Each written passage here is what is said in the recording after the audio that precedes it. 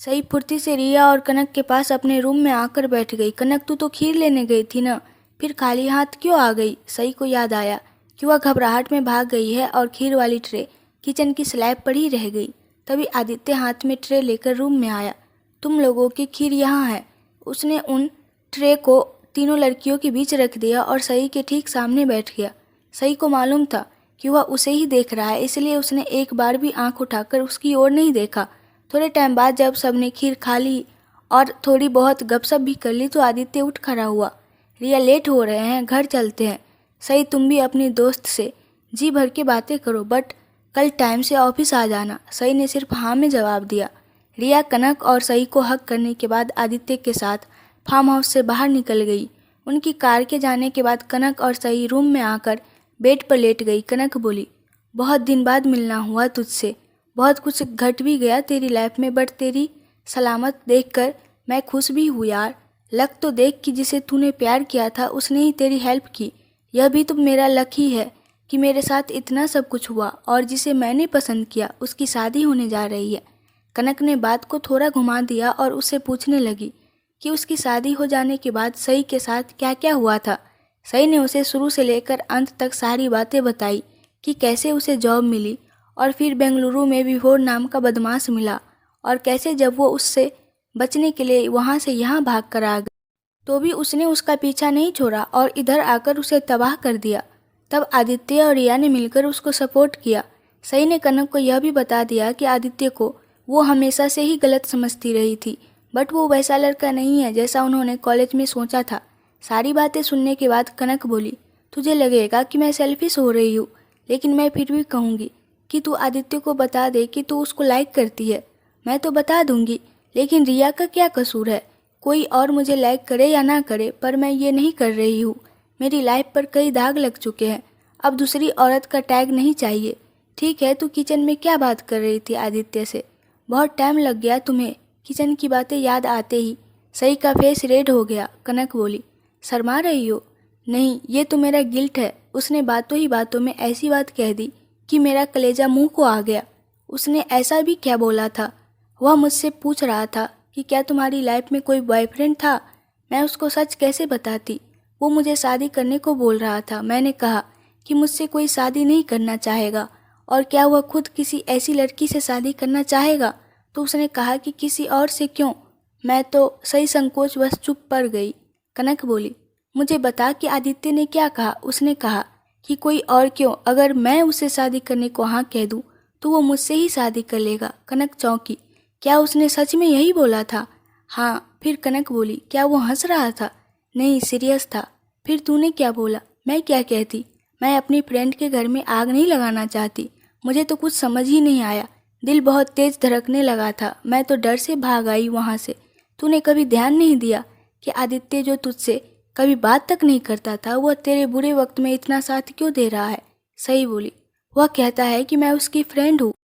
इतनी सारी बातें जो तूने मुझे बताई है, उसके बाद मुझे नहीं लगता कि वह तुझे महज फ्रेंड मानता है। उसने कई बार तुझे एम्बैरेस होने से भी बचाया, जैसे कि रिया को तू कल ट्रीट दे रही थी, तब उसने ही तेरी हेल्प की। रिया को बोलकर तुझे गिफ्ट दिलवाया, तुझे जॉब दी। आदित्य ऑल टाइम तेरे आसपास रहता है। आज तूने उसे देखा कि वह तुझे कितना लविंगली देख रहा था।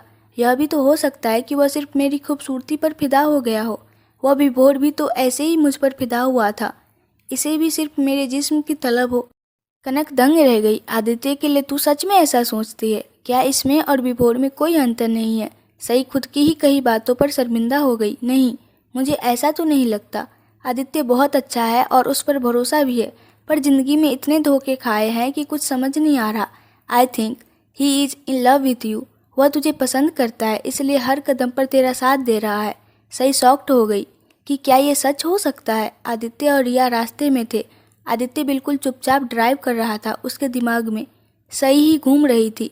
उसको मालूम था कि वो सिर्फ सई से ही प्यार करेगा और उसकी जगह कोई और कभी नहीं ले सकती। तो क्या रिया से शादी करना उसको चीट करना नहीं होगा? वो जितना टाइम खराब करेगा उतना ही रिया को परेशानी होगी। ऐसा नहीं हो कि सई के दिल की बात जानते जानते उसकी और रिया की शादी ही हो जाए। वो ये शादी सिर्फ अपने फादर को खुश करने के लिए कर रहा है, पर क्या ये रिया के साथ गलत नहीं होगा? और खुद के साथ गलत नहीं होगा। रिया बोली, क्या हुआ, तुम कुछ बोल क्यों नहीं रहे हो? कोई टेंशन है क्या? नहीं, वो बस ऐसे ही। मैं देख रही हूँ कि जब से तुम किचन से निकल कर आए हो बहुत शांत हो गए हो। क्या सही ने तुमको डांटा या फिर तुम दोनों का झगड़ा हुआ है? बट आज तक ऐसा तो कुछ भी नहीं हुआ है। फिर बताओ ना क्या हुआ है? आदित्य ने कार रोड के एक साइड रोक ली और उसमें से बाहर निकलकर खड़ा हो गया। रिया उसके पीछे आई। कहो ना क्या हुआ है? आदित्य ने रिया को देखा। तुमसे कुछ कहूँ तो तुम मेरी बात का गलत मतलब तो नहीं निकालोगी? मैं भला गलत मतलब क्यों निकालूंगी? तुम मेरे बचपन की फ्रेंड हो। I know you very well कि तुम कुछ भी गलत नहीं करोगे या कहोगे। रिया प्लीज़ मेरी बात समझने की कोशिश करना और पहले मेरी पूरी बात सुन लेना। हाँ बोलो ना। मैंने तुमसे एक सच छिपाया है, पर यह नहीं मालूम था कि वो इस तरह बाहर आएगा। और वो सच क्या है? मैं कॉलेज टाइम से ही सही को बहुत पसंद करता हूँ, लेकिन मैं उसे कभी कह नहीं पाया। वजह तुम जानती हो कि मेरी इमेज कॉलेज में कितनी ख़राब थी। सही भी मुझे गलत समझती थी, तो मैं कभी उससे कुछ कह भी नहीं सका। यह सुनकर रिया के पैरों तले ज़मीन खिसक गई। What, are you serious? Aditya बोला, यस। कॉलेज फिनिश होने के बाद मुझे लगा कि सही मुझे कभी नहीं मिलेगी और सब हमेशा के लिए ख़त्म हो गया। मैंने तुमसे शादी के लिए पापा की वजह से ही हाँ बोला था, बट मैं नहीं जानता था कि सही मुझे ज़िंदगी में वापस मिलेगी, और वह भी इस तरह। रिया, मैं उसे तकलीफ़ में नहीं देख पा रहा हूँ। मैं उससे शादी करना चाहता हूँ, उसकी हर तकलीफ़ बांटना चाहता हूँ, पर मैं जानता हूँ कि सही मुझे चाहे या ना चाहे, बट वह तुम्हारी वजह से मुझसे कभी हाँ नहीं कहेगी। रिया, तुम बहुत ही अच्छी लड़की हो। तुमसे कोई भी लड़का शादी करने के लिए तैयार हो जाएगा, लेकिन सही की हालत तुम जानती हो। सही के साथ जो हुआ है उसके बाद उसे एक अच्छा पार्टनर मिल पाना बहुत ज़्यादा मुश्किल है। वह तो अपनी ज़िंदगी अकेली गुजारना चाहती, पर मैं उसका हाथ थामना चाहता हूँ। प्लीज़ मुझे गलत मत समझना। रिया उसको घूरे जा रही थी कि आदित्य क्या बोल रहा है, और उसको चुप देख आदित्य को समझ नहीं आ रहा था कि रिया किस तरह रिएक्ट करेगी। रिया थोड़ी देर चुप रही, फिर आंखों से टपक पड़े आंसुओं को पोंछ लिया। तुम्हारी इस बात ने मुझे बहुत पेन दिया है आदित्य, लेकिन मुझे इस बात का थोड़ा बहुत शक पहले से ही हो रहा था, तो शायद इस चीज़ के लिए मैं पहले से ही कहीं न कहीं मेंटली प्रिपेयर थी, बट आज फिर भी मुझे पेन हो रहा है। अच्छी बात है कि तुमने मुझे खुद से सारा सच बता दिया, वरना शादी के बाद हम लोगों की लाइफ में बहुत सारी प्रॉब्लम्स क्रिएट हो जाती। मैंने तो अपनी पूरी लाइफ तुम्हारे साथ इमेजिन कर ली थी, बट इट्स ओके। मैं तुम्हें किसी फोर्सफुल रिलेशन में नहीं बांधूंगी, मैं तुमको फ्री कर दूंगी। लेकिन सही का क्या डिसीजन होगा? क्या वह भी तुमसे प्यार करती है? I don't know. आज किचन में मैंने उसे बोला था कि अगर वह हाँ कर दे तो मैं उसे शादी कर लूँगा, बट मे भी उसे लगता है कि वह ऐसा करके तुम्हें चीट करेगी, जो वह करना नहीं चाहती। या मे भी उसे सच में मुझ में कोई दिलचस्पी है ही नहीं। मैं अपनी तरफ से ट्राई करूँगा कि सही को अपनी लाइफ में ले आऊँ और उसे दुनिया भर की तमाम खुशियाँ दूँ। अगर वह नहीं आई तो फिर मैं अकेले अपनी लाइफ स्पेंड करूँगा, बट सही की प्लेस किसी और को नहीं दूँगा। दिल के मैटर में मैं कंप्रोमाइज़ नहीं करूँगा। रिया बोली, okay, I can understand and I will talk to your dad. मैं उन्हें बोल दूँगी कि तुम बोरिंग हो और मैं अपनी लाइफ तुम्हारे साथ स्पेंड नहीं कर सकती। आदित्य ने उसको हक कर लिया। Thank you Riya, you know what, तुम हर तरह से बेस्ट हो एंड मेरी बेस्ट फ्रेंड हो, तो तुम्हें तुम्हारे लिए लाइफ पार्टनर भी कोई बेस्ट ही मिलना चाहिए, मेरे जैसा नहीं जिसके दिल में कोई और हो। रिया ने स्माइल दी, बट तुम्हें नहीं लगता कि अगर तुमने सही को एग्री कर भी लिया तो अंकल नहीं मानेंगे? पापा को मानना ही होगा। यह मेरी खुशियों और मेरी पूरी लाइफ का सवाल है। जब मेरी बात तुमने समझ ली है तो पापा को भी समझना होगा कि मैं सिर्फ सही के साथ खुश रह सकता हूँ, और फिर तुम भी तो मेरी हेल्प करोगी उनको एग्री करने में, करोगी ना? हाँ, इट्स गुड कि तुमने अभी सारा सच बोल दिया, बट मैंने तो बहुत सारी शॉपिंग कर ली, इतना नुकसान करवा दिया तुमने मेरा। I am sorry Riya, but मेरी लाइफ सही है। मैं अपने साथ तुम्हारी लाइफ को स्पॉइल नहीं कर सकता। रिया बोली, ज़्यादा सेंटी मत हो, तुम्हें भी पता है कि मैं इतनी ज़्यादा इमोशनल नहीं हूँ। रिया ने अपनी रिंग फिंगर से आदित्य की पहनाई रिंग निकाल उसके हाथ में रख दी। सो नाउ इट्स ओवर, अभी हम ओनली फ्रेंड्स हैं। आदित्य ने भी अपनी रिंग निकालकर रिया को वापस कर दी। और हमेशा रहेंगे, इससे तुम्हारी और सही की फ्रेंडशिप पर कोई फ़र्क नहीं पड़ेगा ना? मेरी साइड से तो नहीं पड़ेगा, बट सही का मैं कुछ नहीं कह सकती। आदित्य यह सुनकर थोड़ा टेंशन में आ गया, तो रिया हंसने लगी। Just relax Aditya, I was joking. तुम्हारी सही रियली बहुत स्वीट गर्ल है, तो हम दोनों के बीच कोई क्लैश नहीं होगा।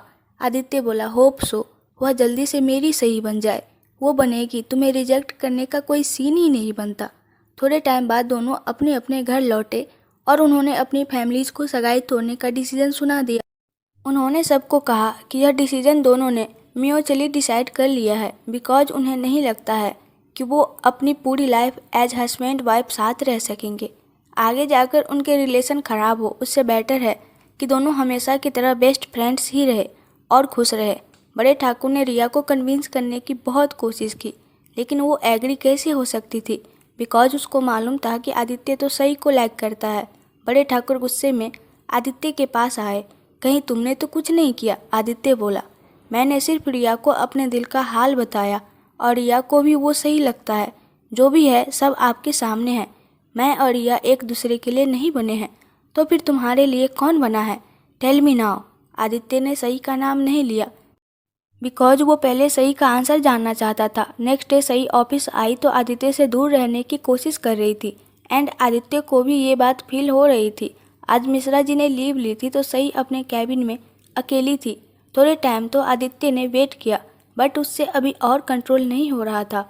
फिर उसके पास अभी कोई रीज़न नहीं था कि वो खुद को रोके। रिया के साथ रिलेशनशिप से वो फ्री हो ही चुका था। उसने सही को कॉल कर अपने कैबिन में बुलाया। वह आई तो ज़रूर, बट एक बार भी उसकी तरफ नहीं देखा। आदित्य ने पहले तो वर्क रिलेटेड बातें की, फिर जब सही वहाँ से जाने लगी तो आदित्य ने उसे रोका। Why are you ignoring me? सही बोली, मैं ऐसा नहीं कर रही हूँ sir, I am doing my job. Aditya chair से उठकर उसके सामने आ गया। तुमने मेरे कल रात के सवाल का जवाब नहीं दिया। सही सही चुप हो गई, क्योंकि उसके पास कोई आंसर था ही नहीं। आदित्य बोला, रिया से बात हुई? नहीं, मैं तुम्हें बताना चाहता हूँ कि मैंने रिया से अपनी इंगेजमेंट तोड़ दी है। सही शॉक्ड हो गई, लेकिन क्यों? सिर्फ तुम्हारे लिए सही। इट्स नॉट फेयर, तुम कैसे कर सकते हो ये? रिया लाइक्स यू। किसी भी लड़की के लिए ऐसी चीज़ें एक्सेप्ट करना इतना ईजी नहीं होता, जानता हूँ, इसलिए उससे माफ़ी मांग ली है।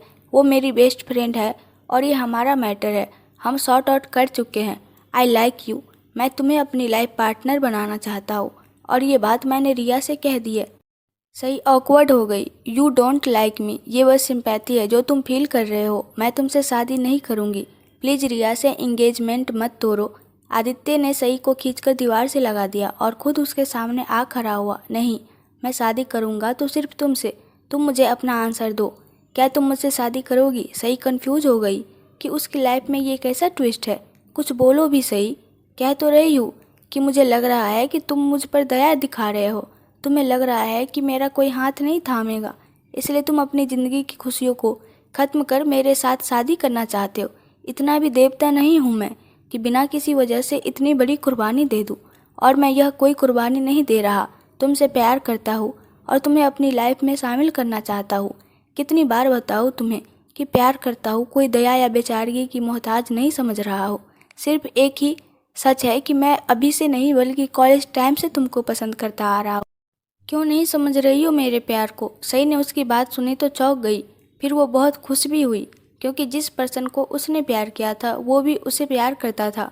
बट ये बात आज जाकर सामने आई है। सही उसके सामने खुलकर अपने प्यार को एक्सेप्ट कर लेना चाहती थी, बट रिया की याद आते ही सही ने अपनी सारी फीलिंग्स हाइड कर ली। अगर ऐसा था तो पहले क्यों नहीं बताया?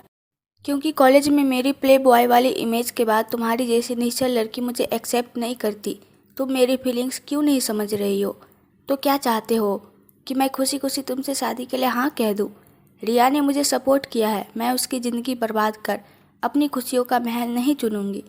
और अगर रिया ने खुद तुम्हें कहा कि तुम मुझसे शादी कर लो, उसके बाद तो तुम्हें कोई ऐतराज़ नहीं होगा, या फिर तब भी तुम मना करोगी? और तुम्हारे पापा, वह भी तो है जिन्हें मैं पसंद नहीं, और अपनी जगह वो बिल्कुल सही भी है। फिर सबसे बड़ी कमी जो मेरे अंदर है उसे कैसे दूर करोगे? पहले और अभी की सिचुएशन में बहुत डिफरेंस है। तुम इमोशंस में बहकर मुझे शादी के लिए बोल रहे हो, बट बाद में पछताओगे। तुम एक बिजनेस टाइकून के बेटे हो, कल को मेरे साथ नाम जुड़ जाएगा तो तुम्हारा नाम भी खराब होगा, और तुम्हारे पापा को सबके सामने शर्मसार होना पड़ेगा। सब कुछ बर्बाद हो जाएगा। आदित्य बोला, मैं फिर से अपना नया मुकाम हासिल कर लूँगा, क्योंकि मुझे खुद पर भरोसा है। लेकिन अगर तुम ही साथ नहीं होगी तो ऐसी लाइफ का क्या करूँगा? शादी तो मेरी तुमसे ही होगी, वरना मैं और किसी से नहीं करूँगा। इसलिए यह सेक्रीफाइस वाला नाटक बंद करो और मेरा हाथ थाम लो। आदित्य, तुम क्यों नहीं समझ रहे हो? समझ तो तुम नहीं रही हो सही। मैं कब से समझा रहा हूँ तुम्हें, लेकिन तुम हो कि कुछ फर्क ही नहीं पड़ता। पापा को भी जैसे तैसे मना ही लूँगा, बट तुम हाँ तो बोलो। सही उसकी आंखों में साफ साफ देख सकती थी कि आदित्य की हर बात में सच्चाई थी। मुझे थोड़ा टाइम चाहिए। कितना टाइम चाहिए? यह क्या होता है कि कितना टाइम चाहिए? मैं ज़्यादा इंतज़ार नहीं कर सकता। तुम्हें कल तक का टाइम देता हूँ। बहुत सोचकर अपना डिसीजन लेना, क्योंकि किसी न किसी से शादी करोगे ही तो तुम मुझसे कर लो। प्यार तुमसे करता ही हूँ तो ज़िंदगी भर पलकों पर बैठा कर रखूँगा और किसी साये की तरह हमेशा तुम्हारा साथ दूंगा। मैं सोचूंगी इसके बारे में, लेकिन अगर उसके बाद भी मेरा आंसर ना रहा तो जैसे अभी तक हम दोस्त हैं वैसे भी आगे भी रहेंगे। सही बोली। और फिर तुम किसी और से शादी कर लोगे।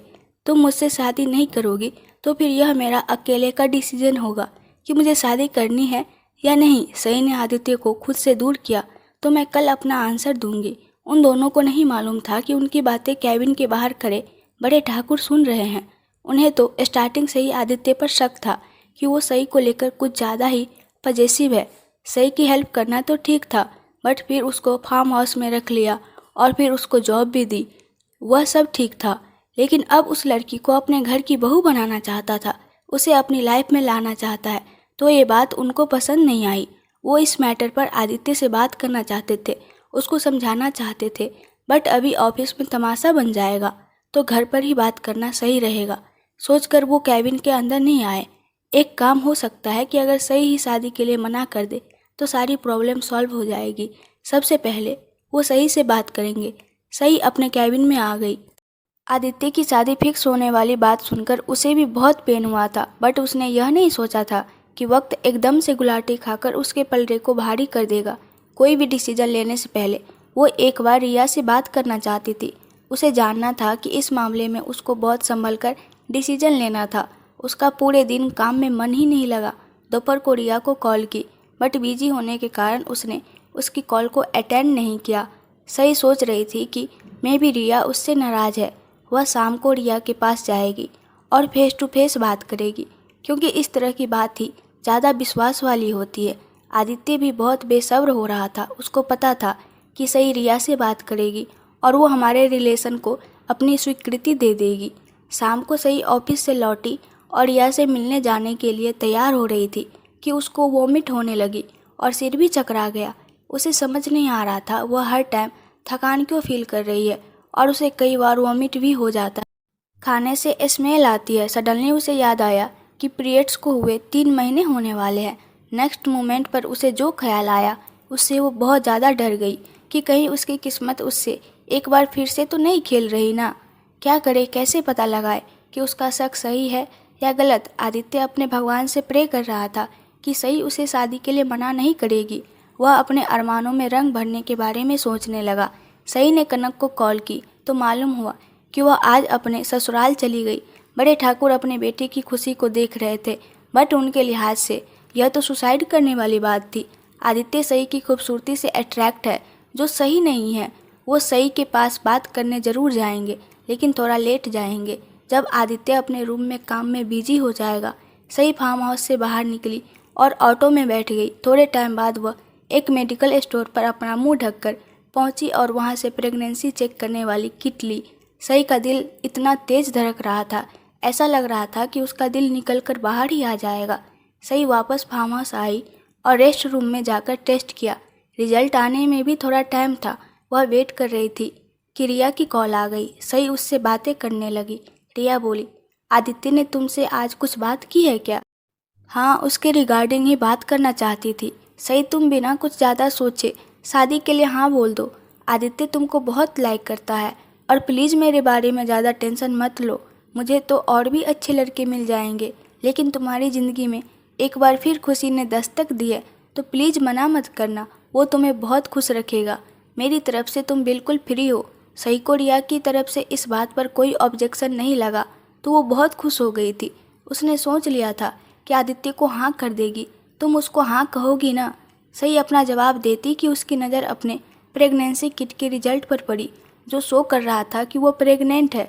और यही एक मोमेंट था उसकी लाइफ को फिर से बर्बाद करने के लिए। अगर आप लोगों को इस कहानी के आगे का पार्ट देखना है तो ज़्यादा से ज़्यादा कमेंट करें और प्लीज़ आप लोग मेरे चैनल को सब्सक्राइब कर दीजिए।